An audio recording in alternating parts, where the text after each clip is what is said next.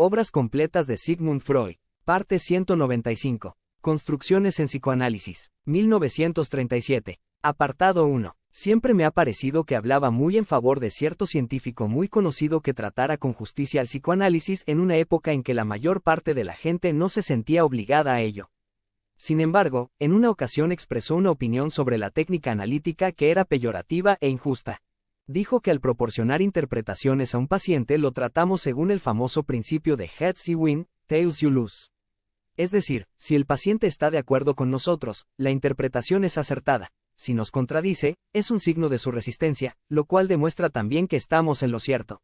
De este modo siempre tenemos razón frente al pobre diablo inerme al que estamos analizando, independientemente de lo que responda a lo que le presentamos.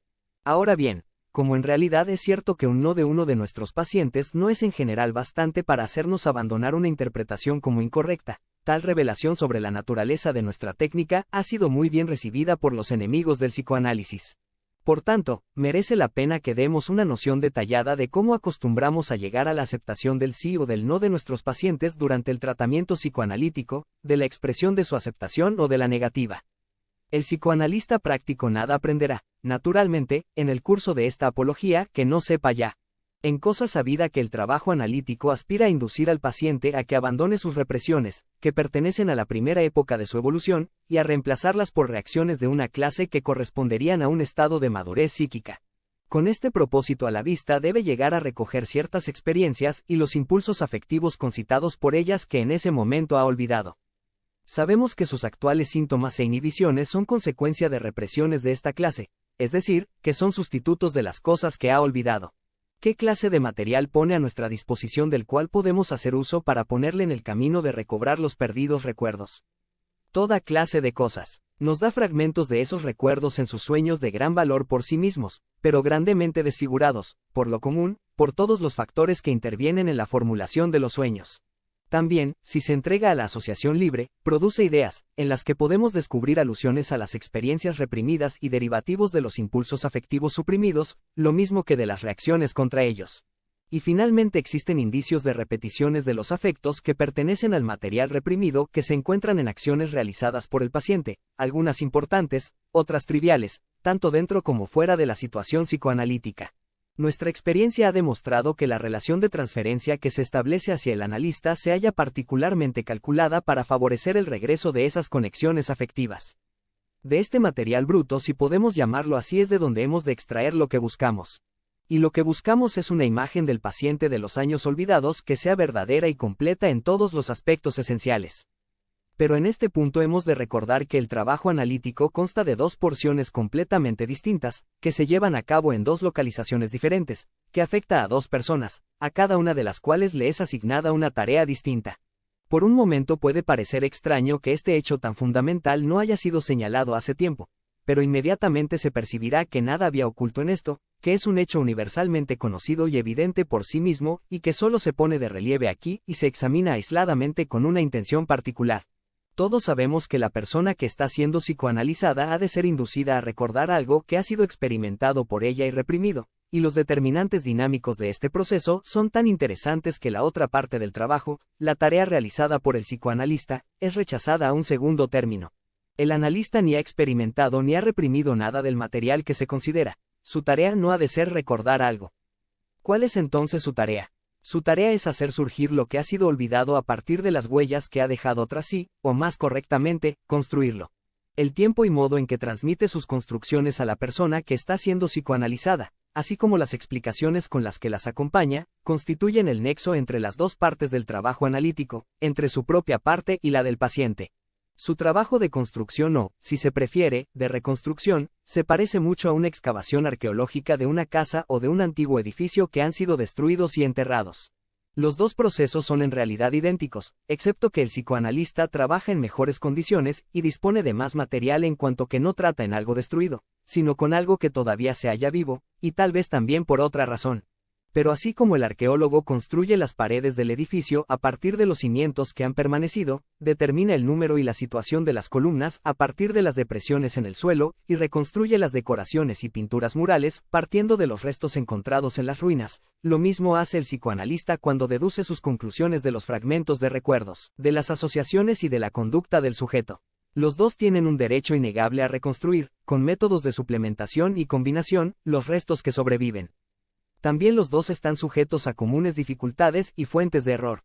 Uno de los problemas más arduos que se presentan al arqueólogo es la determinación de la antigüedad de sus hallazgos, y si un objeto aparece en algún nivel o si ha sido llevado a él por algún trastorno posterior.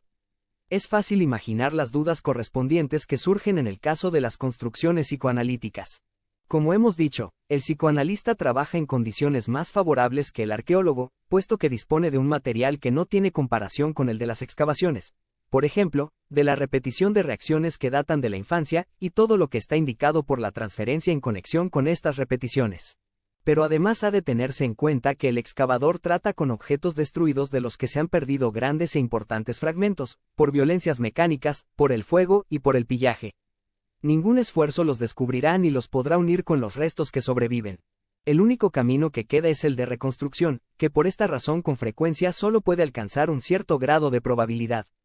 Pero ocurre algo diferente con el objeto psíquico cuya temprana historia intenta recuperar el psicoanalista. Aquí corrientemente nos encontramos en una situación que en la arqueología solo se presenta en raras circunstancias, como las de Pompeya o las de la tumba de Tutankamón. Todo lo esencial está conservado. Incluso las cosas que parecen completamente olvidadas están presentes de alguna manera y en alguna parte, y han quedado meramente enterradas y hechas inaccesibles al sujeto. Realmente, como sabemos, puede dudarse de si cualquier estructura psíquica puede ser víctima de una total destrucción.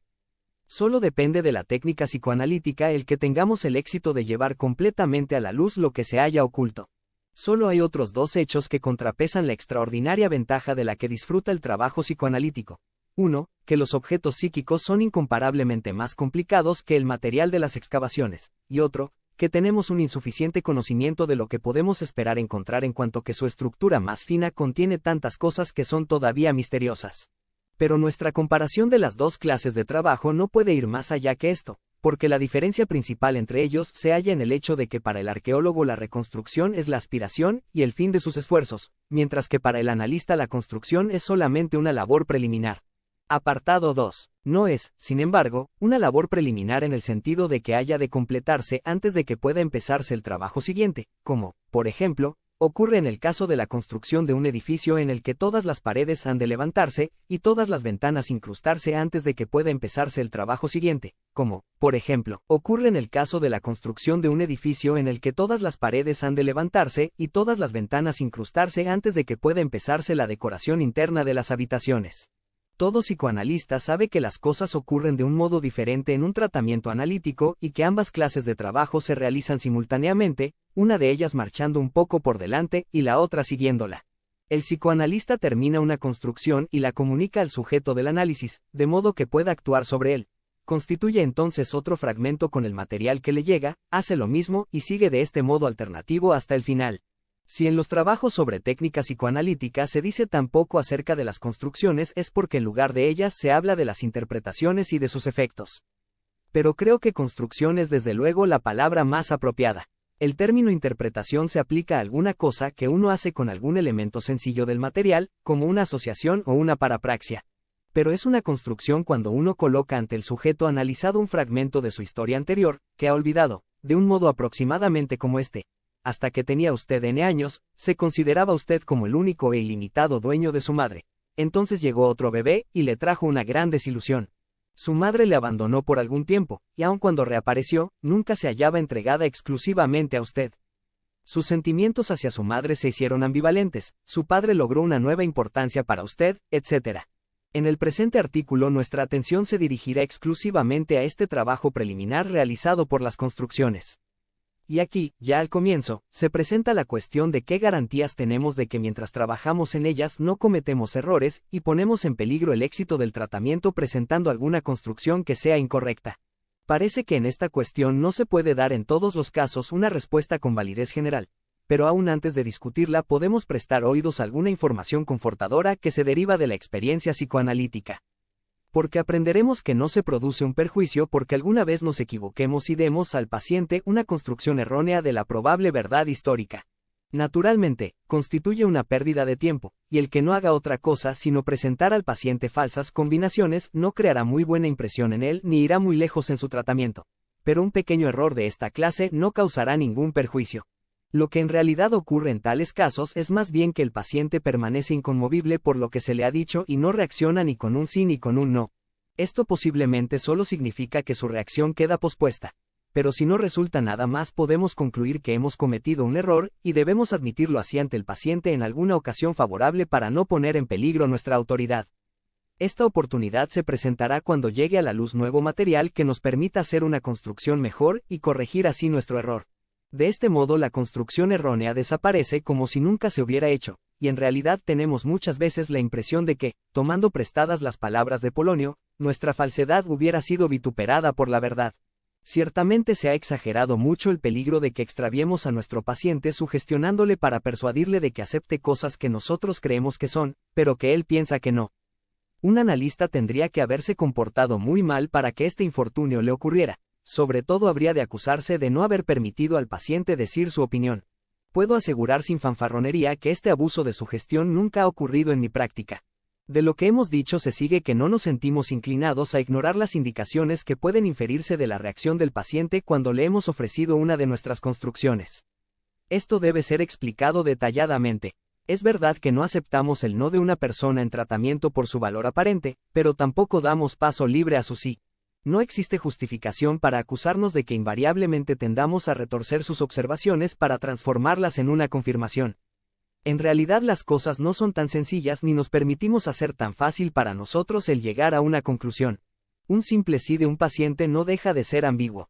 En realidad puede significar que reconoce lo justo de la construcción que le ha sido presentada, pero también puede carecer de significado o incluso merece ser descrito como hipócrita, puesto que puede ser conveniente para su resistencia a hacer uso en sus circunstancias de un asentimiento para prolongar el ocultamiento de la verdad que no ha sido descubierta.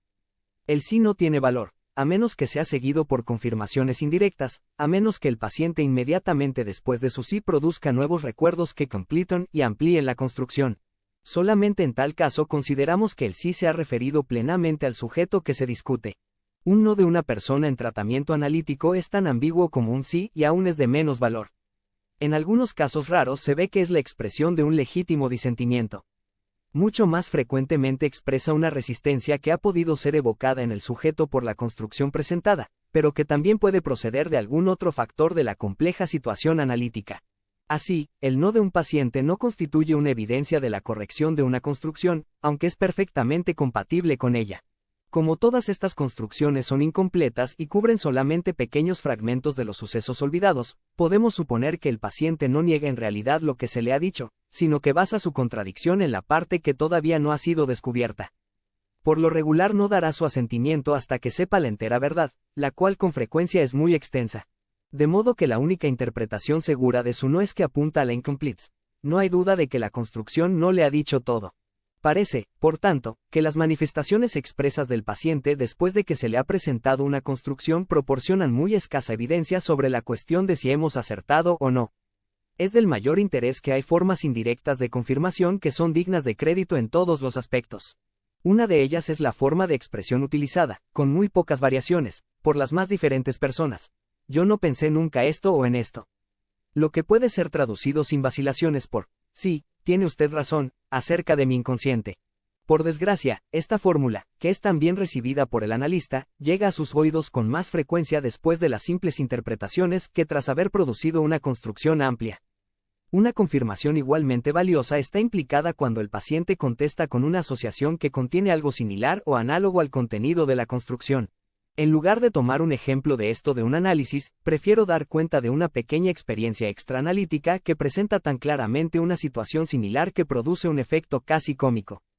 Concernía a uno de mis colegas, el cual hace ya tiempo me había elegido como médico consultor en su práctica médica.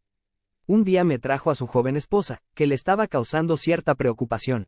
Con toda clase de pretextos rehusaba tener relaciones sexuales con él, y lo que él esperaba de mí era evidentemente que yo presentara ante ella las consecuencias de su extraña conducta. Entré en la materia y le expliqué que su negativa probablemente tendría desgraciados efectos sobre la salud de su marido o le expondría a tentaciones que le llevarían a una ruptura de su matrimonio. En este punto él me interrumpió súbitamente con la observación: el inglés que usted diagnosticó de un tumor cerebral ha muerto también.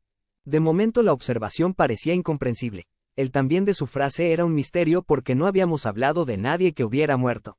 Pero poco tiempo después lo comprendí. El hombre evidentemente quería confirmar lo que yo había estado diciendo. Quería decir: sí, ciertamente, tiene usted toda la razón. Su diagnóstico se confirmó también en el caso del otro paciente. Era un paralelo exacto de las confirmaciones indirectas que obtenemos en el psicoanálisis con las asociaciones. No negaré que también existían otros pensamientos por parte de mi colega que, en buena parte, participaban en la determinación de la observación. Una confirmación indirecta por las asociaciones que se ajustan al contenido de una construcción que nos dan un también igual que el de mi historia proporciona una base para juzgar si la construcción va a ser confirmada en el curso del análisis. Es particularmente notable que por medio de una parapraxia una confirmación de esta clase se insinúa en una negación. He publicado en otro lugar un bonito ejemplo de esto. El nombre Jauner aparecía repetidamente en un sueño de mi paciente, sin que en sus asociaciones apareciera una explicación suficiente. Finalmente adelanté la interpretación de que cuando decía Jauner probablemente quería decir Gauner, a lo que enseguida replicó: esto me parece demasiado vague. O el otro ejemplo, en el cual, cuando sugería a un paciente que él consideraba unos determinados honorarios como demasiado elevados, quiso negar tal sugestión con las palabras: $10 no son nada para mí, pero en lugar de dólares puso una moneda de menor valor y dijo 10 chelines. Si un análisis está dominado por poderosos factores que imponen una reacción terapéutica negativa, tal como un sentimiento de culpabilidad, una necesidad masoquista de sufrimiento o repugnancia a recibir ayuda del psicoanalista, la conducta del paciente después de habérsele presentado una construcción hace con frecuencia muy fácil el que lleguemos a la decisión que estábamos buscando. Si la construcción es mala, no hay cambios en el paciente, pero si es acertada o se aproxima a la verdad, reacciona a ella con una inequívoca agravación de sus síntomas y de su estado general. Podemos resumir la cuestión afirmando que no hay justificación para que se nos reproche que descuidamos e infravaloramos la importancia de la actitud de los sujetos sometidos a análisis ante nuestras construcciones. Prestamos atención a ella y a menudo obtenemos valiosas informaciones, pero esas reacciones por parte del paciente son raramente inequívocas y no proporcionan oportunidad para un juicio definitivo. Solamente el curso posterior del análisis nos faculta para decidir si nuestras construcciones son correctas o inútiles. No pretendemos que una construcción sea más que una conjetura que espera examen, confirmación o rechazo. No pretendemos estar en lo cierto, no exigimos una aceptación por parte del paciente ni discutimos con él si en principio la niega. En resumen, nos comportamos como una figura familiar en una de las farsas de Nestroy. El criado que solo tiene una respuesta en sus labios para toda pregunta u objeción. Todo se aclarará en el curso de los acontecimientos futuros. Apartado 3. ¿Cómo ocurre esto en el proceso del análisis? El camino por el que una conjetura nuestra se transforma en la convicción del paciente no hay que describirlo. Todo ello es familiar para cualquier analista por su experiencia diaria y se comprende sin dificultad. Solo un punto requiere investigación y explicación. El camino que empieza en la construcción del analista debería acabar en los recuerdos del paciente, pero no siempre llega tan lejos. Con mucha frecuencia no logramos que el paciente recuerde lo que ha sido reprimido. En lugar de ello, si el análisis es llevado correctamente, producimos en él una firme convicción de la verdad de la construcción que logra el mismo resultado terapéutico que un recuerdo vuelto a evocar. El problema de en qué circunstancias ocurre esto y de cómo es posible que lo que parece ser un sustituto incompleto produzca un resultado completo, todo esto constituye el objeto de una investigación posterior. Concluiré este breve artículo con unas cuantas observaciones que abren una perspectiva más amplia. He sido sorprendido por la manera en que en ciertos análisis la comunicación de una construcción evidentemente acertada ha evocado en el paciente un fenómeno extraño y al principio incomprensible. Se les han provocado vivos recuerdos que ellos mismos han calificado como ultraclaros, pero lo que han recordado no ha sido el suceso que constituía el objeto de la construcción, sino detalles relacionados con aquel. Por ejemplo, han recordado con anormal claridad las caras de las personas implicadas en la construcción o la habitación en la que algo parecido podía haber sucedido, o, un paso más adelante, los muebles de dicha habitación, de lo cual la construcción no tenía naturalmente ninguna posibilidad de conocimiento. Esto ha ocurrido, o bien en sueños inmediatamente después de que la construcción había sido presentada, o bien en estado vigil, asemejando fantasías. Estos recuerdos no han llevado por sí mismos a nada más y ha parecido plausible considerarlos como el producto de un compromiso. El surgimiento de lo reprimido, puesto en actividad por la presentación de la construcción, ha intentado llevar las huellas MNE con acento agudo micas importantes a la conciencia. Pero una resistencia ha logrado no, en verdad, detener este movimiento, pero sí desplazarlo a objetos adyacentes de importancia menor. Estos recuerdos podrían haber sido descritos como alucinaciones si a su claridad se hubiera añadido una creencia en su presencia actual. La importancia de esta analogía pareció mayor cuando me di cuenta de que a veces se presentaban verdaderas alucinaciones en otros pacientes que ciertamente no eran psicóticos. Mi pensamiento siguió la línea siguiente. Tal vez pueda ser una característica general de las alucinaciones a la que hasta ahora no se le ha concedido atención suficiente que en ellas reaparezca algo experimentado en la infancia, y luego olvidado algo que el niño ha visto u oído en una época en que apenas sabía hablar y que ahora se fragua un camino hasta la conciencia probablemente desfigurado y desplazado por la intervención de fuerzas que se oponen a su retorno.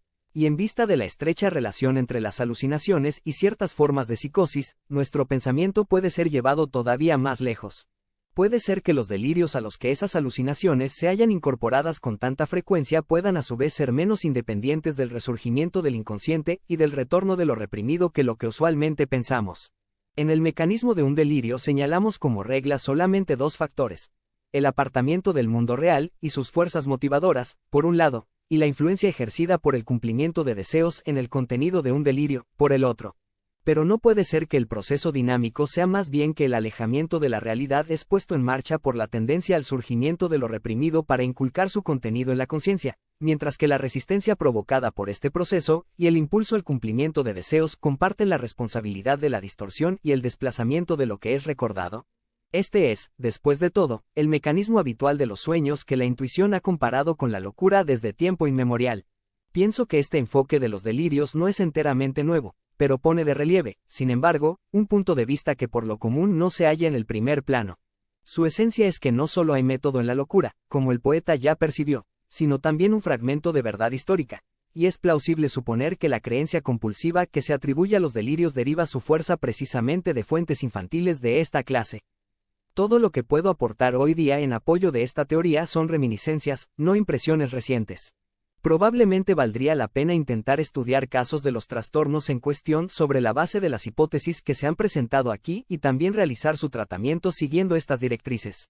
Debería abandonarse el vano esfuerzo de convencer al paciente del error de sus delirios y de su contradicción con la realidad, y, por el contrario, el reconocimiento de su núcleo de verdad proporcionaría una base común sobre la cual podría desarrollarse el trabajo terapéutico.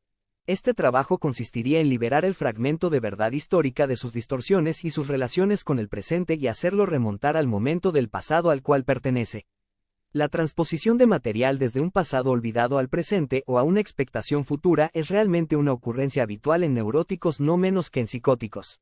Con bastante frecuencia, cuando un neurótico es llevado por un estado de ansiedad a esperar la llegada de un suceso terrible, en realidad se halla bajo el influjo de un recuerdo reprimido de que alguna cosa que en aquel tiempo era terrorífica ocurrirá realmente. Creo que ganaríamos muchos conocimientos valiosos de un trabajo de esta clase con psicóticos, aunque no llevara a un éxito terapéutico. Ya me doy cuenta que sirve de poco tratar un sujeto tan importante del modo sumario que he utilizado aquí. Pero no por eso he podido resistir la tentación de presentar una analogía. Los delirios de los pacientes se aparecen como los equivalentes de las construcciones que edificamos en el curso de un tratamiento psicoanalítico, intentos de explicación y de curación, aunque es verdad que en las condiciones de una psicosis no puedan hacer más que sustituir el fragmento de realidad que está siendo negado en el presente por otro fragmento que ya fue rechazado en remoto pasado. Será la tarea de cada investigación individual revelar las conexiones íntimas entre el material del rechazo presente y el de la represión primitiva. Así como nuestra construcción solo es eficaz porque recibe un fragmento de experiencia perdida, los delirios deben su poder de convicción al elemento de verdad histórica que insertan en lugar de la realidad rechazada. Por este camino una fórmula aplicada en un principio solo para la histeria se aplicaría también a los delirios, que los que están sujetos a ellos sufren por sus propias reminiscencias. Con esta breve fórmula intento discutir la complejidad de los orígenes de la enfermedad o excluir la intervención de muchos otros factores. Si consideramos a la humanidad como un todo y la sustituimos al individuo humano aislado, descubrimos que también ella ha desarrollado delirios que son inaccesibles a la crítica lógica y contradicen la realidad. Si a pesar de esto son capaces de ejercer un extraordinario poder sobre los hombres, la investigación nos lleva a la misma explicación dada en el caso del individuo. Deben su poder al elemento de verdad histórica que han traído desde la represión de lo olvidado y del pasado primigenio.